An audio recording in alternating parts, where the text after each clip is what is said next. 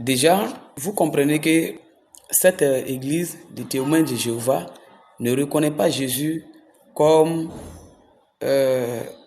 Dieu, ne reconnaît pas Jésus comme Dieu.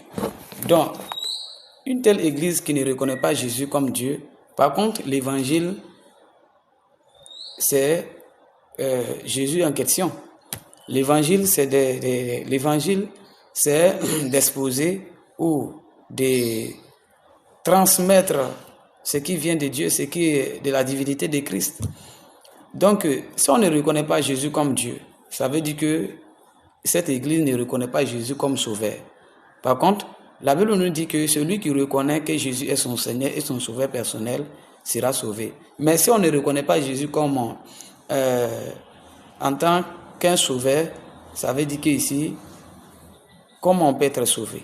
Ça veut dire qu'on ne peut pas être dans cette église parce qu'on ne croit pas en Jésus comme Dieu, on ne peut pas être sauvé. Pour prouver que pour dire tout ce qui se dit, c'est faux. Donc, cette église, il faut dire que ce n'est pas une église qui enseigne ce que Jésus demande. Ce n'est pas une église qui enseigne la vraie doctrine de Yeshua, mais c'est une église qui dévie le chemin.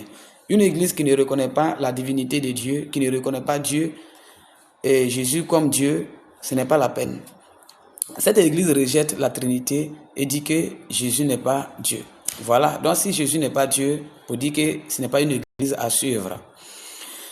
C'est une erreur de dire que Jésus-Christ n'est pas Dieu.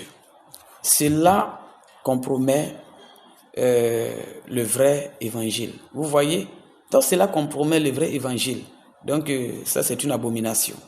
Une erreur encore de croire que, voilà, et ils disent que, de croire que 144 000 personnes auront le ciel et le reste des fidèles vivront éternellement sur la terre. Voilà ce que cette église dit.